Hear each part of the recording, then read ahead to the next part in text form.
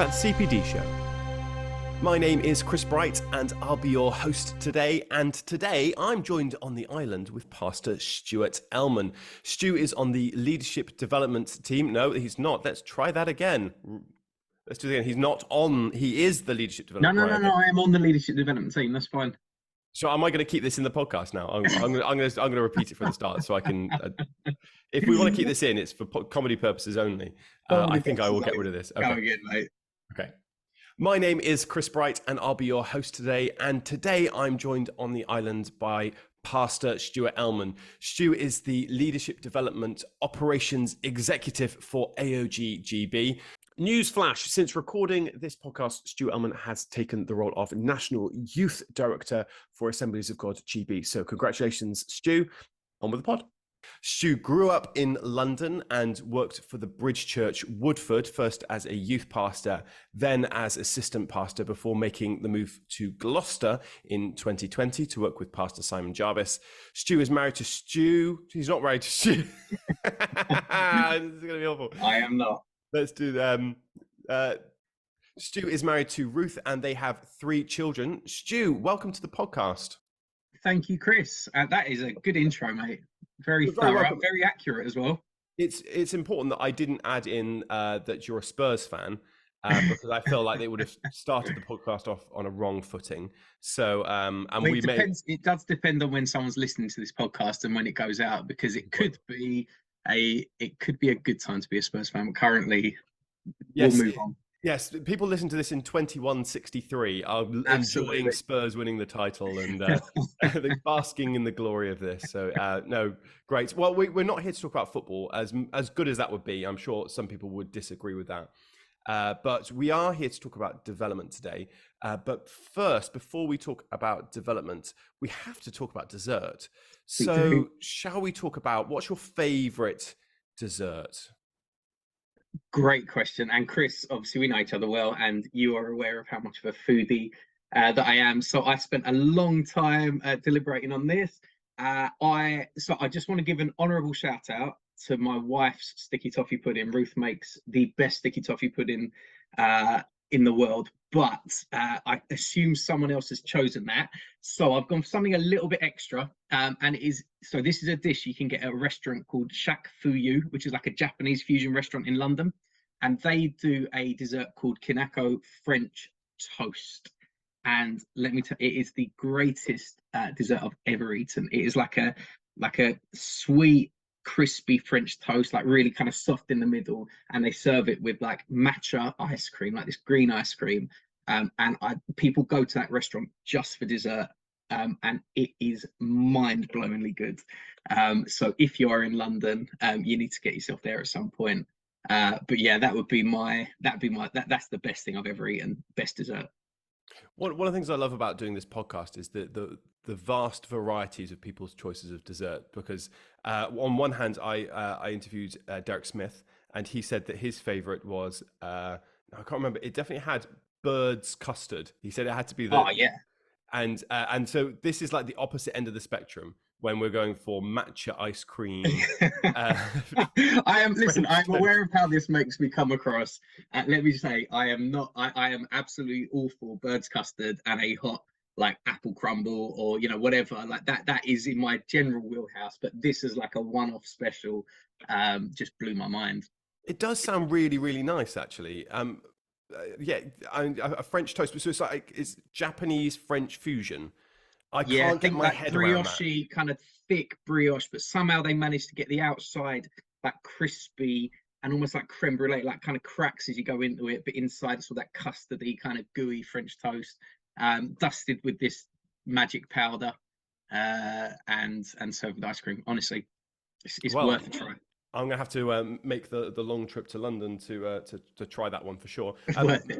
My dessert I'm going for is, whether it's a dessert or not is up for dispute. But I'm going to put it in there and say that I do enjoy sometimes after a dinner just having a coffee and a biscotti. As do I. I don't know if I would call that dessert either, but I would. Would you have that? Would you have that after dessert? Is that like the after dessert kind of thing? Yeah, after dessert for me. But listen, if you're dieting, Sounds like a great one. So, maybe that's the case. Maybe that should be the case. So after all this dessert I've been talking about. All right, let's move on. We've got three resources that we need to talk about today, and excited to talk about this with you. Let's go into your first resource. What's your first one? So my first resource, what I thought would be great, and something that has really helped me, is we've gone quite wide in this, but personality or kind of skill or strength assessments. So to kind of hone in on one, I've chosen a book called Five Voices, which talks about five leadership voices. But really, as a whole, the idea of these tests. I mean, there are dozens, hundreds out there, aren't there? You know, you think Myers-Briggs, 16 personalities, Strengths Finder, all of these different ones that people have done. And I'm sure if you're listening, you've undertaken one or many of these. We do one called APEST as well, which is like an Ephesians 4:11 gift assessment. But I think for me in my development, I've always benefited from taking one of these tests. And I think as I've matured in my understanding of self, it helps because I think probably initially I took these tests more just to understand me. But I think as I've matured and kind of got a better idea of me, these tests, what I found really useful, and this is why I've chosen five voices as well, is it's been super helpful to help me understand others and how I interact with, lead, and are led by other people as well. So kind of generic, but kind of this kind of concept of kind of personality, strength, skill, gift assessments have been super helpful in development. Yeah, I mean, I've taken so many assessments in my time, as you're probably aware. Yeah. I do enjoy a personality assessment, and I've done many of them. I've never done five voices though. Tell me what are those five voices, if you can remember them, of course. I have them written down because sieve memory, because I know what my one was. So my one was connector. But the idea, the concept of this, their niche really in this is your leadership voice, the voice not just that you talk, that you communicate with, but the voice that you receive things with as well. So the five are connector, and really connector is a voice that kind of connects people, idea, resources out there. A guardian is the second voice. Guardian is more kind of championing responsibility and stewardship and values and holding the company, holding the organization to that line. Pioneer, out there, moving forward, kind of visioneering, kind of pushing people out there. Nurturer, which is really kind of care, compassion. As long as we stay still and look after each other, then we're okay. And the last one's creative. So envisioning future, conceptual ideas. And the idea really is some of these voices are louder than others. So generally, obviously, your pioneer, your connector, then your guardian are the louder voices, and the nurturer and creative are the quieter, kind of more thoughtful voices. But as I said, really, it's understanding. It helped me understand myself, but also helped sometimes why there's a disconnect with how I, speak or receive, communication. Like I work under and serve a pioneer. And how I can relate to and better equip that pioneer and serve that pioneer is super helpful. I also work with guardians, and sometimes there can be a clash in someone wanting to move forward and someone wanting to kind of maintain. And how do you manage and move those forward? So yeah, so that's the five voices from this book. Oh, that does actually sound really good. I mean, it's one of those things I think with personality gift assessments. I think some people can get a little bit skeptical of them because they kind of think, well, is it scientifically based? Is it someone's just Right. made something up? And I think I think there's one that is definitely based with science, which is the Big Five assessment. Now, Yeah. don't ask me to remember what those Big Five are because that is not the time for it. But that one has got a scientific basis. The rest of them don't, but that doesn't mean that they're not true. And I Right. think this is the thing that's important with personality and gift assessments is that they actually do reflect life. And so the 16 Hmm. personalities, Strengths Finder, they may not have a scientific basis, but they have a truth to them, which is very, very, very helpful. And I think Right. they may not show everything about you, but they help you see yourself, and they help you see other people, and they help you relate Hmm. with them. I especially like Strengths Finder. That's been Yeah. certainly a good one for me. And I did one the other day, which is there's a book called The Synergist by Les McEwen, and he does one around kind of management styles, Right. which I found quite interesting. So I'm trying to remember which ones they are. There's the kind of the operator that likes to get stuff done.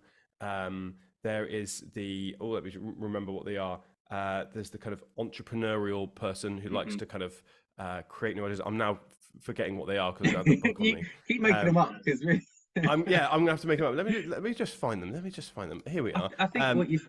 Oh, go on. I've got them. So you've got the visionary. That's the Hmm. person that they see how the future could be. The processor is the person who wants to bring Hmm. process, structure, order to things. The operator wants to get stuff done. Yeah. And the last one is the kind of synergist, which I've not got that far in the book, but I think the synergist is more the kind of relating Right. skill. Now, I did an assessment and I came up with 0 operator, which means that I just don't get stuff done, apparently. Not my experience of you, Chris. That's very kind. That's very kind. I think that these are really interesting ones. I certainly Yeah. think I'd be really interested to have a look at the 5 voices as well, because they always help, don't they? I think that's it, and just as you said, none of these are to box you or to they're not to label you. You need a level of maturity to be able to process these and to work with them, because even as you're talking about, about that one, it's very similar to, you can see the crossover between the 5 voices. And as you said, science, not science. I think what I found, particularly with 5 voices, the reason I chose this, it's not the best one out there, but at the time I read it, it really helped me in my working relationships, and as I said, my understanding how to lead the people that I was with, and how to operate with those who I was working alongside, and how to better work under and serve the vision and the the direction that I was under as well. And I think that absolutely, like, you don't let these things box you, don't let these things kind of, but that's development. There's maturity, there's using, and there's kind of knowing how to use this to best facilitate growth.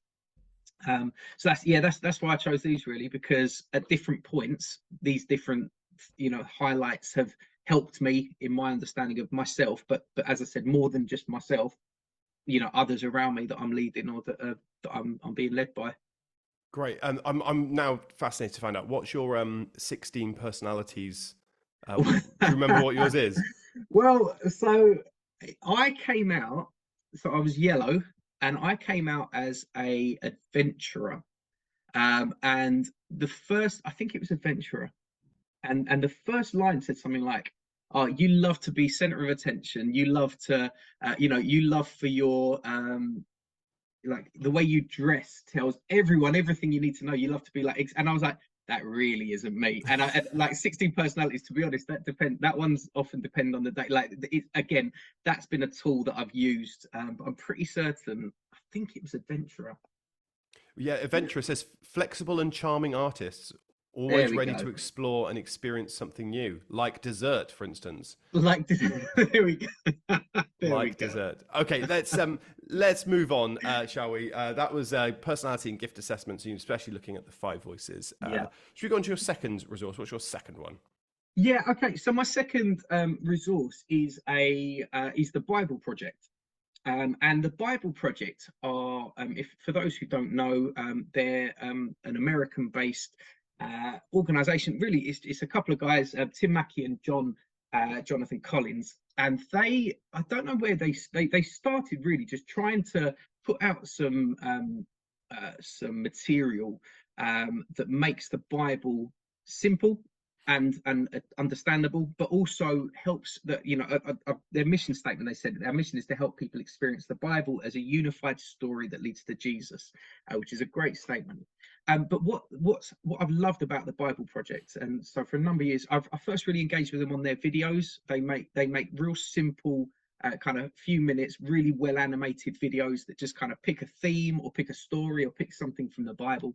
Their podcasts, that kind of I moved into their podcasts, are excellent. Tim Mackey is one of the best Bible teachers, I think, that I listen to, that helps me.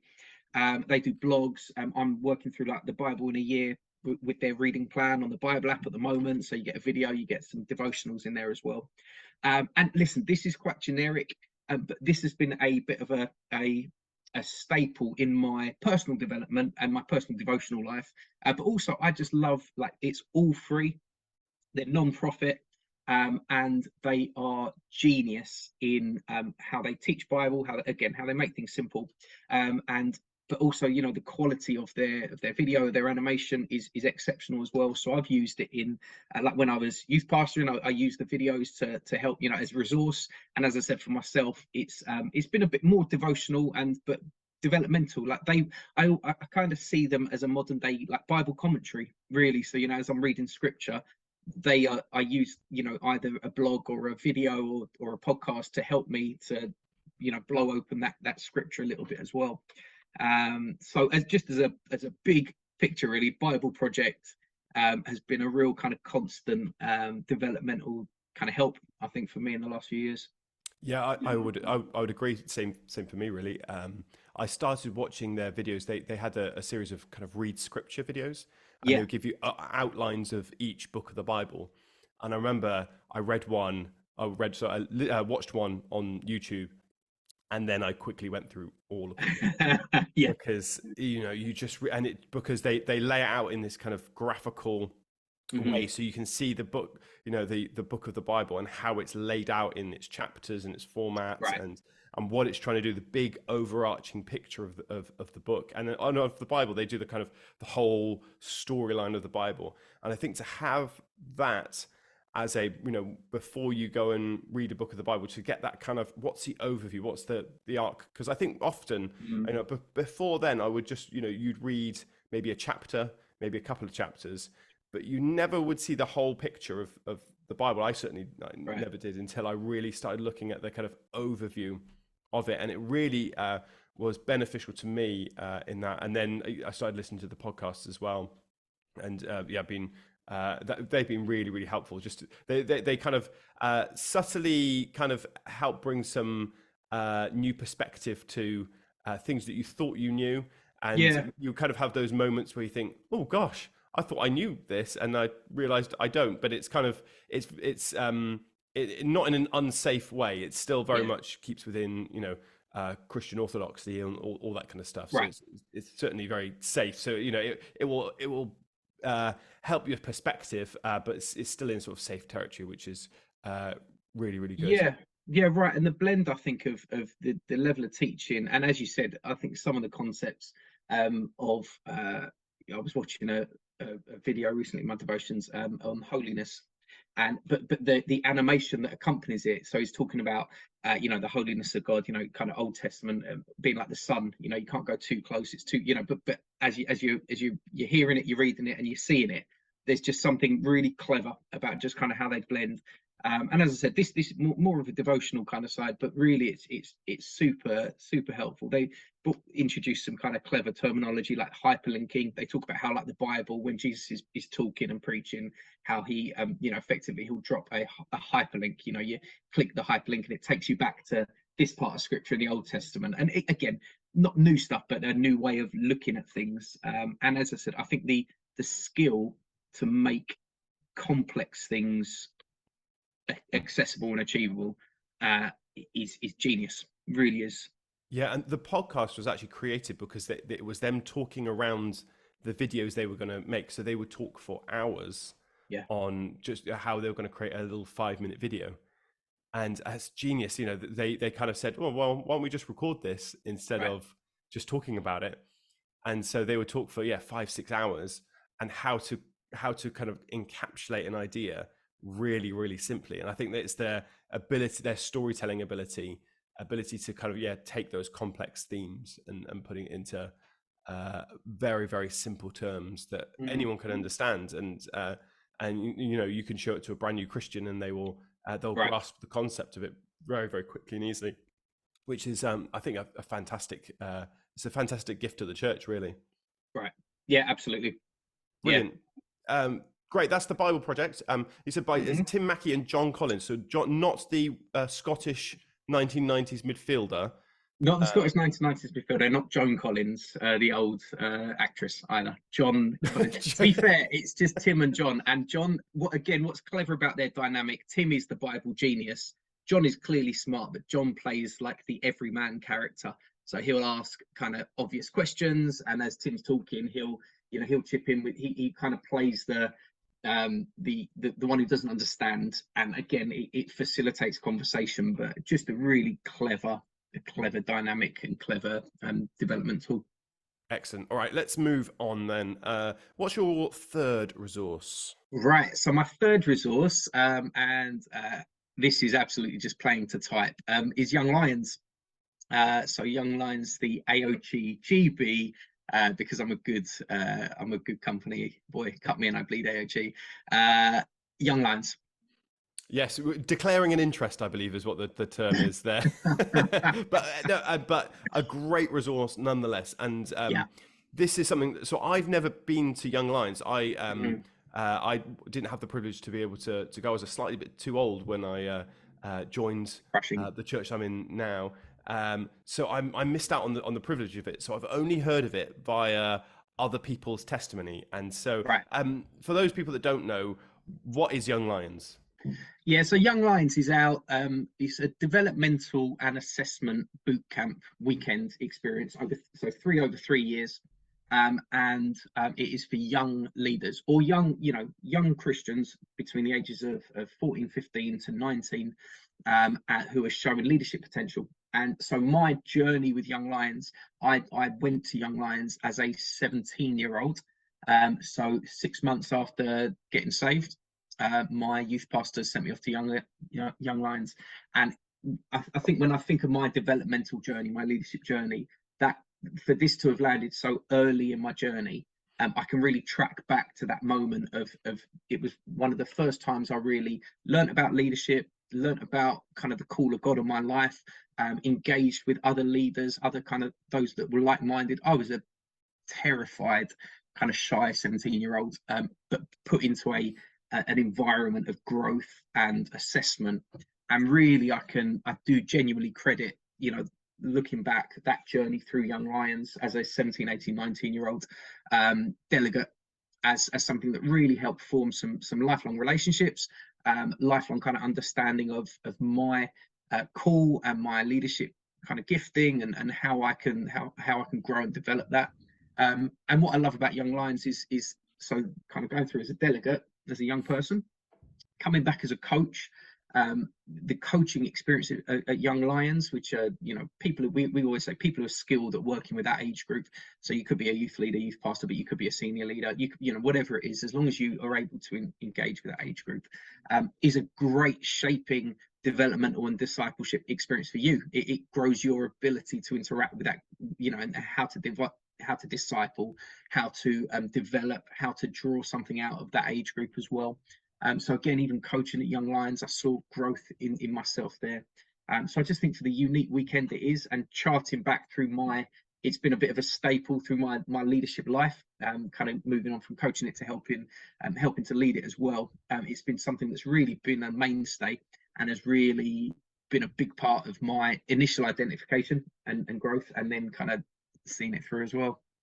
Great, and it's not just a kind of a classic kind of listen to a talk Right. style event, is it? Because the one thing that so the number of youth in my church that have come back from the weekend and they kind of give their testimony on the Sunday morning, they all talk about the kind of the boot camp Right. moments, Yeah. the kind of, and there's some physical challenges involved as well. Could you describe that for me? What's involved there? So the idea about Young Lions is we don't just want to deliver another youth camp experience. We want something that's intentionally intense, because the idea is that your coach is assessing you. So they're assessing your personality, your gifting, how you're interacting, your leadership style, etc. So in a weekend, we try and create an environment that draws something out. We talk about it almost like if you want to get the juice out of a lemon, you've got to squeeze it. So create an environment that squeezes. So in intense times of worship and ministry, Holy Spirit times, kind of higher level teaching to kind of raise what they're expecting. And we do something called the stretch. And the stretch, this is what you're alluding to. The stretch is it's an outdoor physical activity, team building stuff. A drill instructor who's taking no nonsense, but the idea is that in an hour and a half of that, what's inside will come out. If there's petulance, It's an artificially intense environment that will reveal that. If you're a great supporter of your team, that will show itself. If you're someone who will run on ahead and leave everyone behind, that will show itself. If you're someone who will hold back and not come forward with instruction, that will show. So it's that intense. I think over the years it's built a bit of a reputation. We try to make sure that it's not enough of a reputation to stop someone from coming, but we do recognize the idea of the weekend is to create that environment that really draws out something from the young person and gives the coach something to speak into, encourage into, prophesy into, and assess. Because we send everyone goes back to their local church with an assessment assessment document, that an assessment form with what's been observed, and then that's a great discipleship tool to take away, which, as I said, I benefited from as a delegate, I used as a youth pastor, and obviously now we send back to youth pastors as well.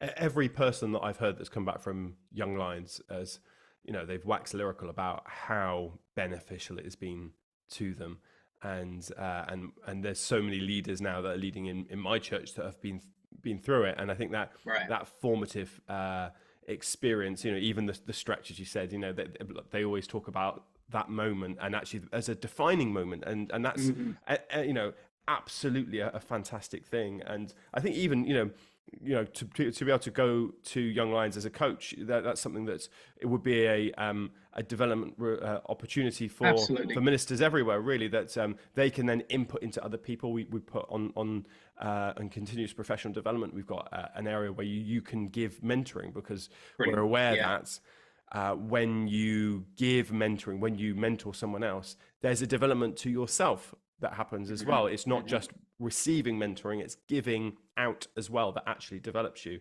They always say that the best way to learn something is to teach it, and so actually that is a development resource in itself. So yeah, I think it would be a great thing for all ministers everywhere to look into, especially, I mean, for the youth in the church, of course, but as a minister, so think could you put yourself forward to maybe help out and be involved? And I think that could be a really great resource. Yeah, spot on. That's exactly it. It's that, obviously, I guess this audience, we're talking to ministers, you're not necessarily going to go through it as a delegate, but like as a church developmental tool, it's brilliant. But personally for yourself, the ability to come and coach and to learn more about how you engage with that generation, because this is key for us as leaders as well, how we're engaging with that generation, how we're discipling and bringing through younger generation leaders. It's invaluable. So I could not recommend it highly enough. Brilliant. So is it as recommended highly enough as French toast? That's the big question. Or even more highly? I would say even more highly. Wow. Yeah. Well, even that highly. I think on that bombshell, we should probably call it a day. Stu, thank you so much for joining me today. I really enjoyed talking about, firstly, the dessert, obviously, but the resources that have been so beneficial for you, the personality assessments, Bible Project, and Young Lions. Great to talk with you. Absolutely. Pleasure. Thanks, Chris.